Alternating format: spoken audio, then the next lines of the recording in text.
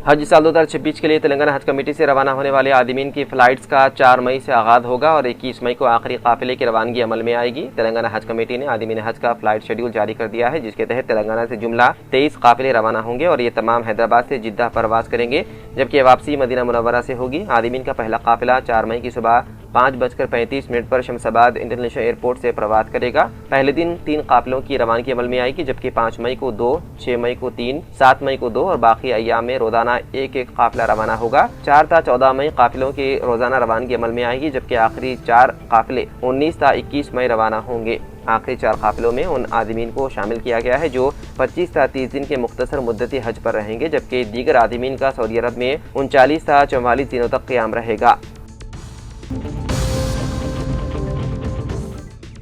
तेलंगाना के जिले खम्मम से ताल्लुक़ रखने वाले कांग्रेस रहनुमा मोहम्मद जावेद चारशंबे को हैदराबाद जाते हुए सूर्यापेट में पेश आए सड़क हादसे में जाँ बहक हो गए। मोहम्मद जावेद खम्मम सिटी कांग्रेस के साबिक़ सदर थे।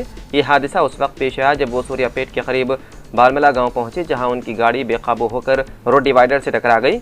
टक्कर इतनी शदीद थी कि गाड़ी उलट गई और सड़क के किनारे खुली जगह में जा गिरी। सूर्यापेट रूरल सर्कल इंस्पेक्टर के मुताबिक हादसा दोपहर तकरीबन 2:30 बजे पेश आया, जब ड्राइवर गाड़ी पर काबू खो बैठा। पुलिस ने इस सिलसिले में लापरवाही से मौत वाक़ होने का मुकदमा दर्ज कर लिया। नाश को पोस्टमार्टम के लिए मुर्दाखाना मुंतकिल कर दिया गया। कांग्रेस के कई सीनियर रहनुमा, जिनमें नायब वज़ीर आला मल्लू भट्टी विक्रमार्का और वज़ीर पी श्रीनिवास रेड्डी शामिल हैं, ने जावेद की मौत पर गहरे रंज गम का इजहार करते हुए उनके अहल खाना से ताज़ियत की।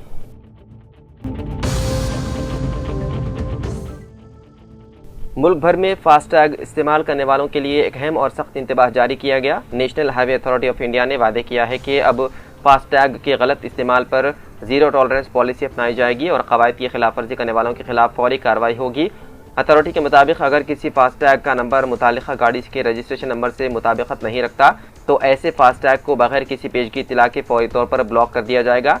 इसके अलावा तमाम बैंकों को सख्ती से हिदायत दी गई है कि वो फास्टैग जारी करते वक्त गाड़ी के रजिस्ट्रेशन नंबर की मुकम्मल और लाजमी तस्दीक करें, ताकि किसी भी किस्म की बेज़ाब्तगी को रोका जा सके।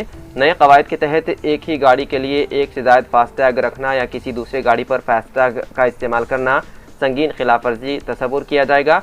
ऐसे मामलात में न सिर्फ फास्टैग को इनएक्टिव कर दिया जाएगा बल्कि उसे ब्लैक लिस्ट में भी शामिल किया जाएगा, जिसके बाद टोल प्लाजा पर लेन देन मुमकिन नहीं होगी।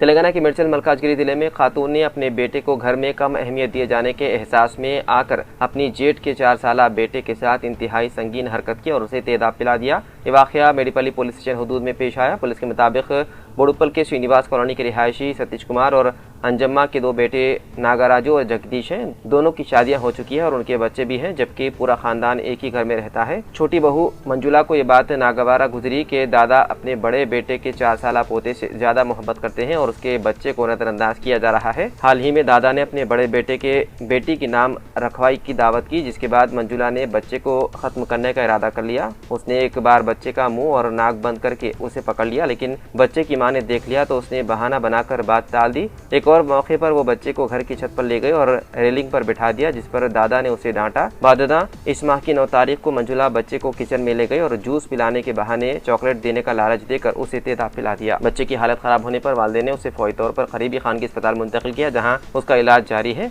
चारशंबे की रात बच्चे की मां ने पुलिस में शिकायत दर्ज करवाई, जिसके बाद मुकदमा दर्ज कर लिया गया और तहकीकात शुरू कर दी गई।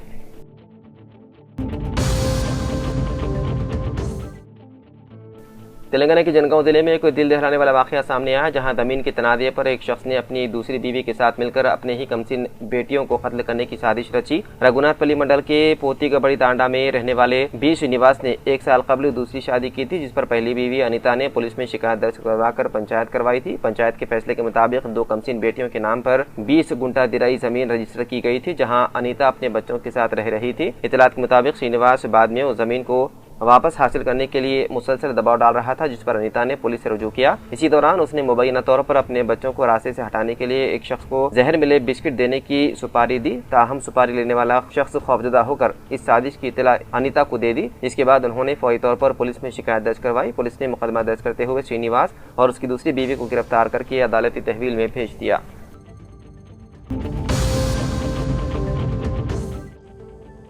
सुप्रीम कोर्ट कॉलेजियम ने तेलंगाना हाई कोर्ट के लिए 4 मुस्तकिल जजेस के नामों को मंजूरी दे दी है। Chief justice of India Suryakant की सदारत में सुप्रीम कोर्ट कॉलेजियम का इजलास मुनक़िद हुआ, जिसमें तेलंगाना हाई कोर्ट के 4 एडिशनल जजेस को मुस्तकिल जज मुकर्रर करने को मंजूरी दे दी गई। उन जजेस में justice Y Renuka, justice N Narasimha Rao, justice E Tirumala Devi और जस्टिस BR मधुसूदन राव शामिल हैं। तेलंगाना हाई कोर्ट में जजेस की जुमला तादाद 42 अलाट की गई है, जबकि मौजूदा जजेस की तादाद 28 है। सुप्रीम कोर्ट कॉलेजियम में केरला हाई कोर्ट के लिए P अरविंद कृष्णम्मा और L मधु को मुकर्रर करने का फैसला किया गया है। कॉलेजियम में महाराष्ट्र, कर्नाटक और मुंबई हाई कोर्ट्स के लिए भी जजेस के नामों को मंजूरी दी गई है।